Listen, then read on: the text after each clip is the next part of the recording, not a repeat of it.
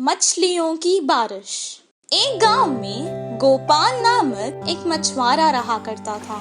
वो हर रोज तालाब जाता और मछली पकड़ता था, फिर गांव आके उन्हें बेच देता था। इससे जो पैसे उसे मिलते वो सब कुछ अपने परिवार को पालने में लगा देता था। ऐसे ही बहुत दिन गुजर गए। एक दिन शहर से एक बहुत बड़ा मछलियों का व्यापारी उनके गांव आया।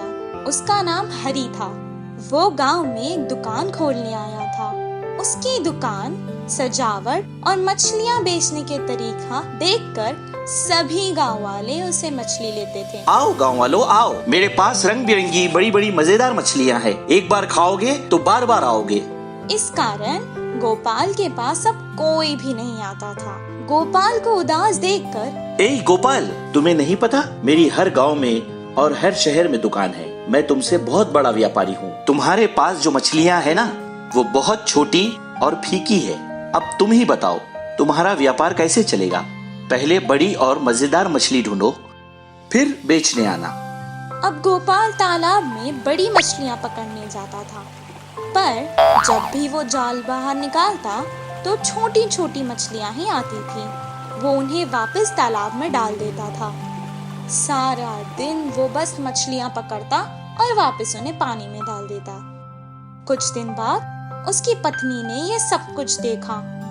पहले ही आप हरी के बातों में आकर अपने व्यापार को घाटे में चला रहे थे, पर अब तो वो भी बंद कर रहे हो। वो ढोंगी है। इस तालाब में बड़ी मछलियाँ हैं ही नहीं। जो तुम्हें छोटी मछलियाँ मिल रही हैं, तुम वो भी वापस तालाब में क्यों डाल रहे हो? जितना तुमसे हो पा रहा है हम उसमें ही खुश हो जाएंगे। तुम्हारे साथ खाना खाने के लिए हम सब ने अब तक कुछ भी नहीं खाया है। चलो घर चलो। उस तालाब में एक देवी भी रहा करती थी। अब वो हरी को सबक सिखाना चाहती थी, इसीलिए उसने पूरे गांव में अपने जादू से मछलियों की बारिश कर दी। हर कोई मछली पैसे देकर क्यों खरीदे, ये सोचकर सिर्फ बारिश की मछलियाँ लेने लगे। जो गांव वाले हरी की दुकान से मछलियाँ लेते थे वो भी अब बारिश की मछलियाँ ही खाते थे। कुछ दिन ऐसे ही चलता रहा। हरी की दुकान बहुत घाटे में चल रही थी। ये बारिश में मछलियाँ कैसे आ रही है? कौन अपने पैसे बर्बाद करके मेरी दुकान से मछलियाँ खरीदेगा? इतना कहकर वहाँ से दूसरे गांव चला गया। हरी के जाने के बाद मछलियों की बारिश होना बंद हो गई और दोबारा गोपाल का व्यापार अच्छा चल रहा था। इस कहानी से हमें ये शिक्षा मिलती है कि अगर हम किसी और के नुकसान करेंगे तो हमारा भी कभी भला नहीं होगा। बुद्धिहीन हिरन। एक समुद्र के घाट पर एक लोमड़ी कई दिनों से रह रही थी। वह सभी जगह घूमने पर भी उसे अच्छा खाना ना मिलकर बहुत दिन हो गए थे। एक दिन वह लोमड़ी अच्छा मांस के लिए एक पास के जंगल में गई थी। उस जंगल में वह बहुत घूमी थी। आखिरकार में लोमड़ी को एक हिरन मिला। उसे अपने होशियारी से भोजन बनाने के लिए सोचने लगी। इतने में ही वह हिरन लोमड़ी के पास आकर कहने लगी, दोस्त, मैं आपको कभी भी इस जंगल में नहीं देखी थी और तुम कहाँ रहते हो? ऐसे बेगुनाही से पूछी। इधर मेरे वाले कोई भी नहीं है, इसलिए मैं पास के समुद्र के घाट में रहता हूँ। ऐसे लोमड़ी ने जवाब दिया, क्या समुद्री घाट? मैंने तो ऐसे कभी नहीं सुना। बोलकर हिरन हैरानी से देख रही थी। मेरे सामने पूरा पानी ही पानी है। इतना पानी है कि समुद्र के उस पार भी नहीं दिखता। अगर तुम मेरे साथ आते हो तो समुद्र बताऊंगा। ऐसे लोमड़ी बोली। समुद्र कैसा दिखता होगा, यह सोचकर हिरन लोमड़ी के साथ चलने लगी। वह दोनों जंगल में चलने के बाद थोड़ी देर में समुद्र के पास पहुंच गए थे। समुद्र को पहली बार देखकर हिरन खुशी से उछलने लगी।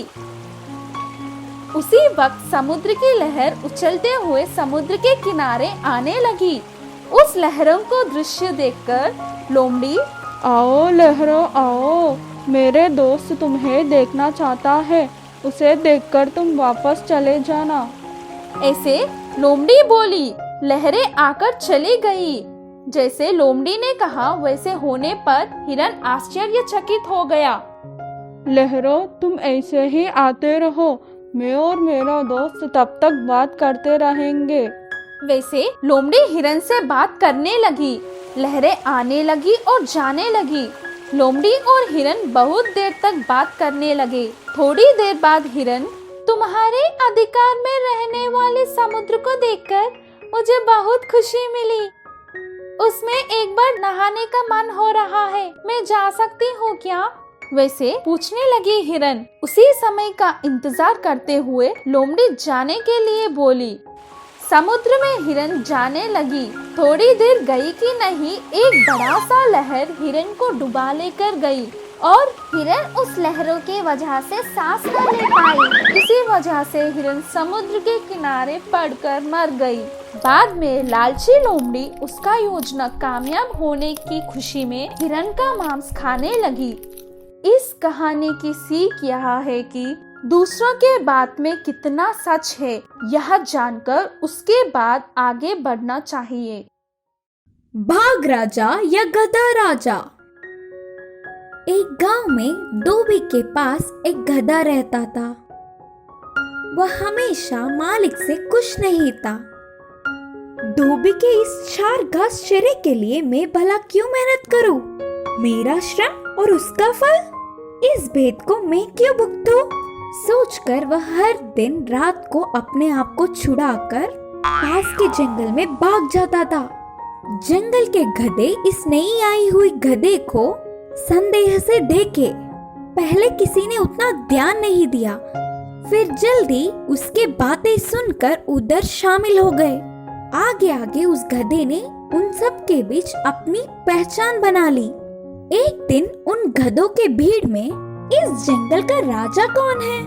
बोलकर पूछा। भाग राजा। बोलकर कहा एक गधे ने। कब से? हमारे दादाओं के जमाने से ही यह बाघ राजा के दादा राज्य करते थे। फिर इनके पिता का अधिकार चला और अब उनके बाद ये बाघ राजा राज्य कर रहे हैं। यह कितना घोर और सरासर धोखा है। कुछ सोचो, हमेशा भाग जात ही राज्य करेगा तो फिर बाकी के जानवरों को राज्य पालन करने का मौका कैसे मिलेगा? इस बार हमारे जात को ही राज्य अधिकार का मौका मिलना चाहिए। उसकी बातों से सारे गधे सोच में पड़ गए। आखिर में वही बूढ़ा गधे ने पूछा, तुम्हारे बात सुनने के लिए तो ठीक है, लेकिन राज्य पालन करने का हमें सामर्थ्य होना चाहिए ना। यह बात सुनते ही वह नई गधा जोर से चिल्लाकर पीछे के पैर से जमीन पर लात मारी। हमारे भलों को हम ही कम समझ रहे हैं। हम बुद्धि में और बल में किसी से कम नहीं, लेकिन हम बस थोड़ा धीरज रखते हैं। उतना क्यों, मुझे एक बार अधिकार देने को कहो। इस बाघ राजा से अच्छा राज्य पालन करूंगा। सारे गधों ने मानते हुए सिर हिलाया। अपने नए नायक गधा राजा की जय जयकार करते हुए नारे बोलने लगे। अगले दिन सारे गधे बाघ राजा के पास आए। सब गधों को एक ही बार देखने पर मंत्री लोमड़ी भाग जाता था। क्या बात है? बोलकर बाघ राजा गरजने लगे। गरजने पर वे सब डर गए, पर फिर भी कुछ बाहर नहीं दिखाए। गधा राजा, हमारे आने की वजह भाग राजा से कहो। सारे गधों ने कहा। बाघ राजा को तो वह सब देख के बहुत ही मजेदार लग रहा था। हवा के झोंके से कोई उड़ पाता है क्या? राज्य का मुकुट सच में कांटों से भरी होती है। उसकी आशा सबको होती है, पर अधिकार का योग्य ना होने पर वह मूर्खता होगी। ऐसे क्यों बोल रहे हो बाघ राजा? हमें एक बार अवसर तो दो। हम उसके योग्य है या नहीं आपको ही समझ में आ जाएगा। बोलते हुए गधे राजा ने बहुत ही देर से भाषण देने लगे। बाघ राजा को पानी सर से ऊपर तक पहुंच चुका था। गधा राजा अकेला आया होता तो अब तक एक ही पंजा में मारकर कहीं दूर पहुंचा देता। अच्छा ठीक है, आज से इस जंगल के राजा तुम हो। इस जंगल की 1000 आंखों से हिफाजत करो। सारे गधे विजय नारे लगाते हुए वापस चल पड़े। गधा राजा को शुभकामनाएं देकर खुशी मनाए। ऐसे कुछ दिन जंगल के राजा के होदे में गधे ने सारे भोगों का अनुभव किया। एक दिन कहीं से हाथियों की भीड़ आकर जंगल में बवाल करने लगे। सारे पेड़ों को नष्ट कर रहे थे। छोटे जानवरों को पैरों से कुचलते हुए, शोर मचाते हुए सबके नींद हराम करके छोड़ दिया था। इससे गधा राजा को बहुत गुस्सा आया। अपने सिपाहियों को चौकन्ना किया। एक ही बार सारे हाथियों पर दंड किया, लेकिन हाथियां उनसे नहीं डरे। वे सारे पलट के वार करने लगे, अपनी सूंड से बहुत दूर धक्का देने लगे। इससे बहुत सारे गधे डर के भाग गए। गधा राजा के बातों से डट के एक हाथी का सामना किया तो उसे गुस्सा आकर गधा राजा को अपनी सूंड से उठाकर कहीं दूर फेंक दिया। तो बस गधे का कमर टूटने ही वाला था। एक क्षण की भी देर ना करते हुए तेजी से बाघ के पास दौड़ता हुआ पहुंचा। बाघ राजा, मेरी बुद्धि ठिकाने लग गई।